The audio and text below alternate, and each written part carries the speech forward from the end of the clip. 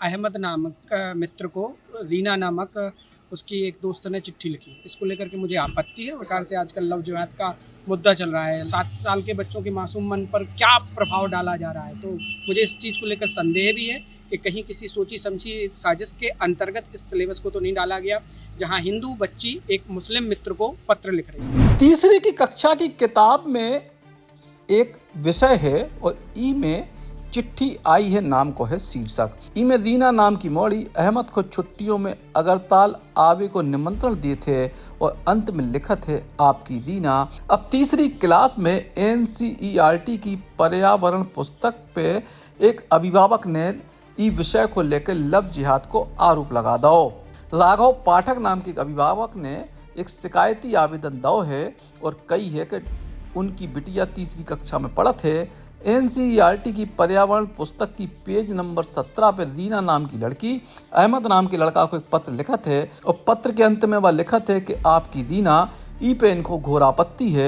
एक हिंदू लड़की एक मुस्लिम लड़का को पत्र लिख रही और अंत में अपने आप को ऊको बता रही। इसे साफ है कि छोटे बच्चों के मन में लव जिहाद के प्रति आकर्षण बढ़े और आने वाले समय में ऐसी घटनाएं बढ़ें और यही से ई चीज को हटा देना चाहिए किताब से।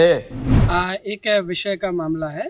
NCERT की कक्षा 3 की पर्यावरण की पुस्तक है। मैं अपने बच्चों के सिलेबस खंगालता हूँ अमूमन जब कभी बैठता हूँ तो मेरी बच्ची कक्षा 3 में पढ़ती है, हिंदी माध्यम में है। NCERT की कक्षा 3 में एक पर्यावरण की पुस्तक में 17 अध्याय का प्रकरण है। इसमें एक चिट्ठी आई है नामक अध्याय है। इस अध्याय में अहमद नामक मित्र को रीना नामक उसकी एक दोस्त ने चिट्ठी लिखी। इसको लेकर के मुझे आपत्ति है। उस आपत्ति के संदर्भ में जिस प्रकार से आजकल लव जिहाद का मुद्दा चल रहा है, लव जिहाद के प्रकरण सामने आ रहे हैं, तो हमारे बच्चों के 7 साल के बच्चों के मासूम मन पर क्या प्रभाव डाला जा रहा है, तो मुझे इस चीज़ को लेकर संदेह भी है कि कहीं किसी सोची समझी साजिश के अंतर्गत इस सिलेबस को तो नहीं डाला गया, जहाँ हिंदू बच्ची एक मुस्लिम मित्र को पत्र लिख रही है। मुझे इस पर आपत्ति, उसी को लेकर मैं ज्ञापन देने आया हूँ। अच्छा, आपने जैसे जिक्र किया बच्चों को लेकर के, तो एक मित्र दूसरे मित्र को एक पत्र लिख रहा है, तो क्या मित्र में भी क्या जातिवाद हो सकती है या मुद्दा हो सकता है? बिल्कुल बिल्कुल। दीप्ति को पत्र रीना लिख सकती है, रीना को पत्र दीप्ति लिख सकती है, राम को पत्र दीप्ति लिख सकती है, लेकिन अहमद को लिखा गया दीप्ति के द्वारा, रीना के द्वारा पत्र, मुझ पर मुझे आपत्ति है। अहमद को ही क्यों पत्र लिखा उसने? इसके बाद आगे का आपका क्या प्लान है यहाँ? इस बात को लेकर के मैं अपने जो मेरे क्षेत्र में है हमारे SDOP महोदय, उनको मैंने ज्ञापन दे रहा हूँ और चाहता हूँ कि इस पर पड़ताल हो और जवाबदेह जो लोग हैं, जो जिम्मेदार लोग हैं, उनके कानों तक ये बात पहुँचे और इसके पीछे क्या सोची समझी स्ट्रेटजी थी, क्या सोच के अंतर्गत इस अध्याय को वहाँ पर शामिल किया गया, उसकी पड़ताल हो वैधानिक रूप से।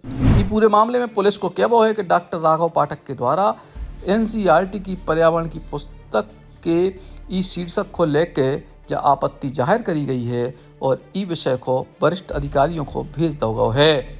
तीसरी कक्षा की किताब में ई तरीके को विषय और अभी पे अभिभावक की आपत्ति नौ मामला है। ई को लेके अब आगे कार्रवाई क्या हुई है जो देखने वाली बात है। Eklavya University Damoh will guide you towards a bright future. 28 acres of lush green campus, largest campus of Bundelkhand, experienced and dedicated faculty.